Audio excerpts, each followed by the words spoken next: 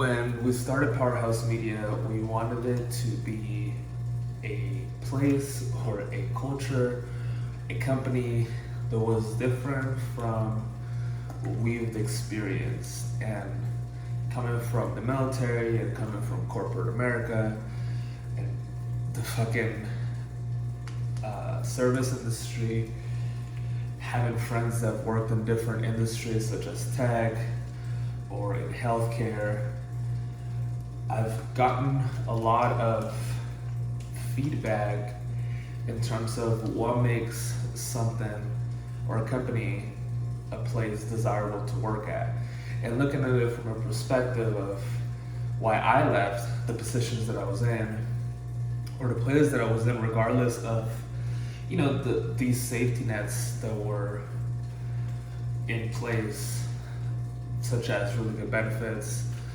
or job security. I decided to go take a risk and pursue something outside of it. One of the books that I read that made me identify the discrepancies from places that I wanted to work in versus where I was currently working in was this book called Work Rules by Laszlo Bock. This is the HR, cookbook for Google. And even though Google could be perceived as a controversial company, Google pays really well, and they have it's a desirable place to work at. It's cool. So when we started Powerhouse Media, I want to, understanding that people don't quit companies, you quit leadership or organizational structure or any of that.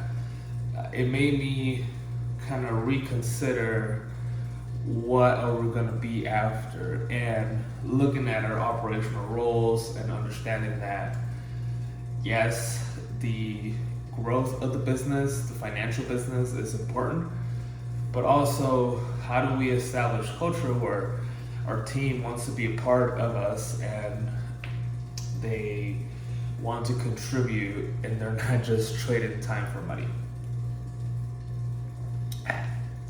And just FYI, this is some pre-workout. It's very, very concentrated, and I'm on my spin bike.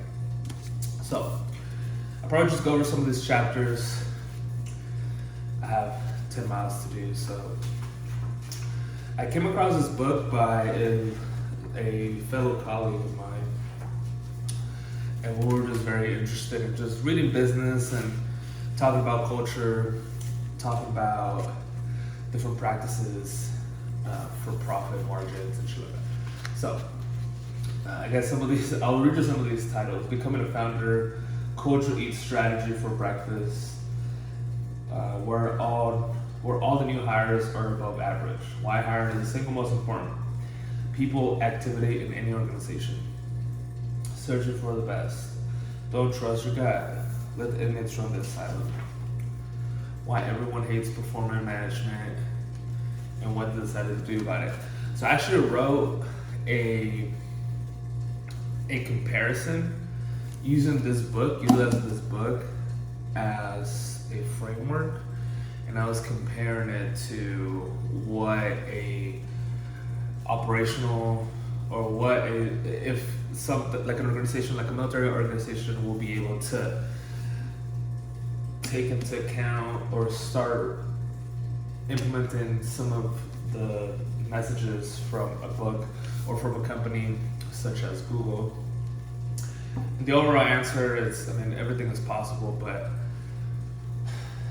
there will be a lot of second and third order effects that would come from maybe implementing a lot of these rules here. So I'm gonna read some of these bullets in the back. So at the end of each chapter, they have some of these action notes, I call them, I think. So choose to think yourself as a founder, now act like one. This is, and I'll tell you this from founding Powerhouse Media, this is probably one of the first factors that make you really question the fuck are you doing, you know? And coming to a point where you are admitting to yourself that everything that happens from now on in this new venture that you started, whether it's your business or whether it's now a company or whatever, it has to be your fault. That's what being a founder is all about. Literally taking responsibility for the good and the bad, and making sure that more good happens than bad.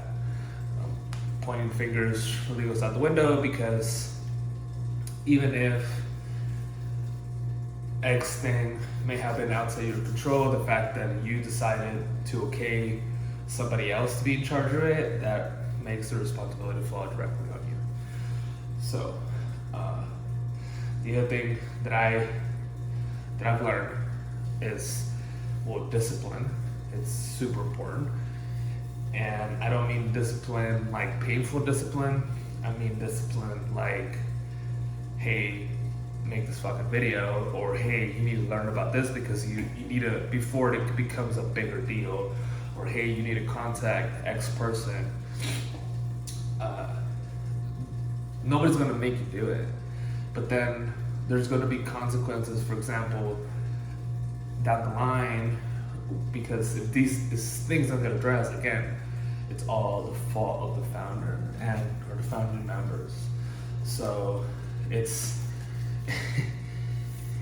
it's really important to admit to yourself that if you want this progress or this project to be successful, it has to be because you have to make yourself do shit.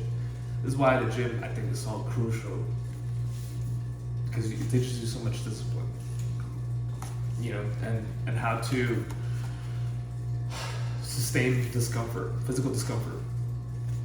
The next chapter is culture eats strategy for breakfast. If you give people freedom, they will amaze you. This is cool. I think, I don't know exactly, I don't remember where everything, it was a while since I read this book, but it basically talks about how you want to give people, you want to trust people in a way that, and you know, loosely trust them that they're not lying to you, that they're not going to take advantage of what you do, but this means that you have to create this symbolism of trust. Let's see, I'm trying to get to the little show notes. Culture matters most when it's tested. If you give people freedom, they will amaze you. I just said that. Okay. Think of your work as a calling with a mission that matters. Again, well, this is not again, but this goes back to creating that feeling of trust. Like the people want to be there. I think they're going to talk about recruiting and the hiring process and the extent of it, and that's really because you want to align yourself with the shit that you want to be doing anyway. And it's tough to quantify that feeling if you can't believe it to be true. You also have to envision other people's desires and how do they line up with your venture. So I don't know if they talk about it in here, but they give people the opportunity to do whatever the fuck they want for 20% of the time, right? And that means that instead of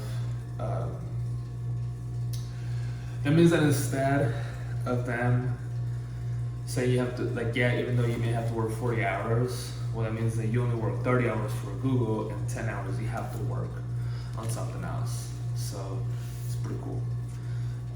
The other one says, give people slightly more trust, freedom, and authority that you're comfortable giving them. If you're not nervous, you haven't given them enough. This is something that I'm currently doing myself, and it's been the hardest part about trying something like this is the amount of the fear. So the biggest fear that I have is like when you assign tasks to someone or an organization, or you just predict or throw something out there,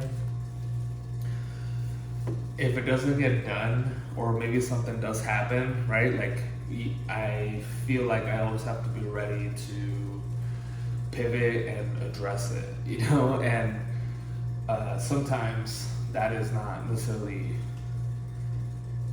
logistically doable.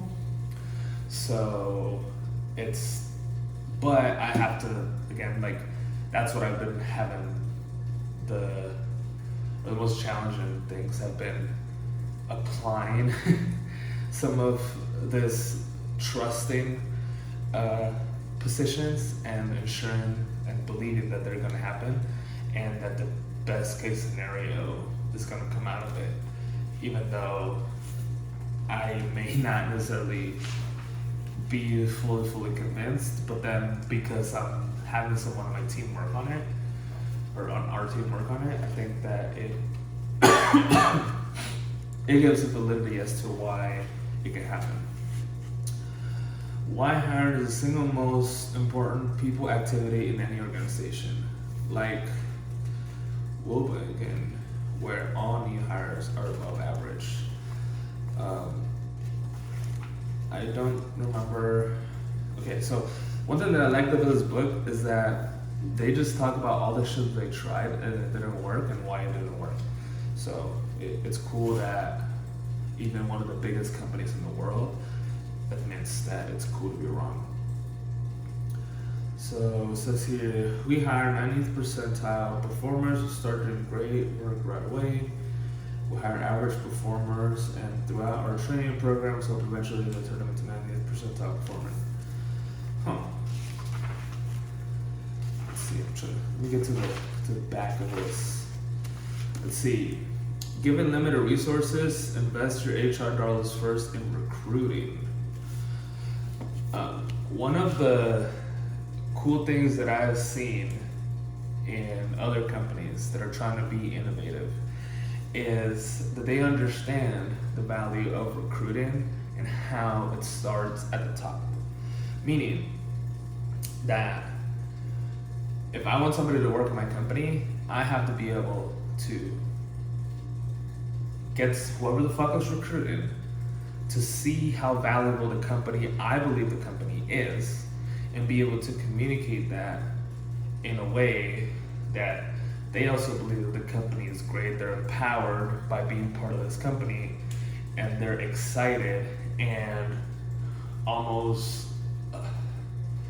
very tactical in terms of who do they want to be working in the company. That's like, who's going to be the best candidate to make the company better. I've seen that in very successful companies. The one thing that I've seen that is shitty is people hired based on a number, meaning that they're trying to maybe increase their manpower by X percentage for whatever reason, or they have maybe a strict deadline, and they believe the more or increasing their manpower is maybe going to facilitate the answer without really thinking about it long term. So they just hire whoever. I think that just not really focusing on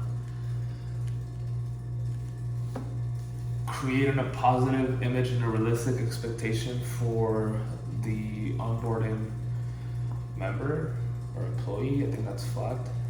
You know, I think throwing people into the deep end and then hoping that they could find their way into the shore is kind of shitty, you know.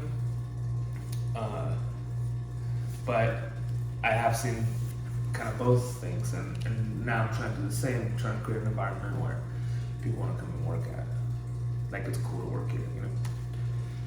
And then it says, hire only the best by taking your time, hire only people who are better than you in some meaningful way, and not letting managers make hiring decisions for their own teams. So this is another thing that I think is cool and kind of interesting is that they do kind of dive deep into the hiring for the best of the organization and how to get away from hiring for who's going to make my personal life easier, right? Like, not meaning that you don't want to hire just because they know that they are always going to pick you up breakfast on the way to the office. You know, like, that's fucked up, dude. You know, they should be hired and picked because they are the best at what they do. And I know that, I think it's in here where they talk about the hiring process take like up to 2 years, and people are willing to wait that long. I mean, it makes sense, and the reason why it makes sense is because they've accepted that they don't hire anybody, just anybody. You have to meet a very special standard. But what I think is cool though, or what's something that we've taken from that, is that you first have to develop that standard and the purpose for it. So everything is intention driven, which I think is super dope. For this chapter, it says why the hiring process is so long. I talk about get the best referrals by being excruciatingly specific in describing what you're looking for. This is what I was saying earlier, that the people that are recruiting, and again, this is saying that they give everybody the opportunity to recruit, but you have to be very, very specific in what you're looking for, in terms of skill set, in terms of personality, in terms of availability, in terms of preferred method of learning, like all these things have an influence in the way that you allocate resources, especially if you're extremely systematized in your operations. And that make recruiting part of everyone's job. Again, everybody's a reflection of the company. That's one thing that I've known. Everybody's a reflection of the company, and it's cool to have somebody that works at Google to be your friend or in your circle. That's what they're getting at. That means they're a representation of the company. That means that says something about them. That means that because they are part of that company, they are somewhat accomplished, you know. And that means that the people that work at Google are all accomplished. So you, as an accomplished individual, can now apply at Google, and it's just it goes with the whole culture. The last one. This chapter says, don't be afraid to try crazy things to get the attention of the best people. If you know who Grant Cardone is, he tried something controversial where Google made a statement where they said, our employees have to do this. This is the status in which our employees were expecting to perform at. And it was a very public statement. What Grant Cardone did was he replied to that statement. It says, I'm doing the total opposite, apply it to my company. Which is exactly a quote unquote crazy, right, idea to get the attention of the best people, but the people that were against maybe that policy were now looking for a new position in which, you know, the Grant Cardone's offer became an attainable thing, right? Became an attainable or a competitive offer now, because it was similar role, similar position, similar pay, but it made people feel more aligned, right? And vice versa. I mean, maybe those people left Google because of that. Maybe people left Grant Cardone because of that. I went to Google. I don't know, you know. But those things create enough hype to point the eyes of the best candidates to your company, which is super cool. This one here the next chapter is okay. It says don't trust your gut. I mean, I'm very gut trusting, so it's kind of strange. But it says don't trust your gut. Set high bar for quality. Find your own candidates. Assess candidates objectively. Give candidates a reason to join. So this is more or less just talking about the recruiting process and how you have to hire based on utility, you have to hire based on company alignment, you have to hire on overall mission understanding and what's literally best for the company. It probably just reiterates, even though it may feel like this is a really good candidate, think about it in a wider scope and understand that if it's the actual best candidate for the company, for the best of the company, or it's the best candidate that you think you found. So I'm gonna get to this workout now. It's been 20 minutes, but maybe I'll do a part 2, and I'll see you on the next one.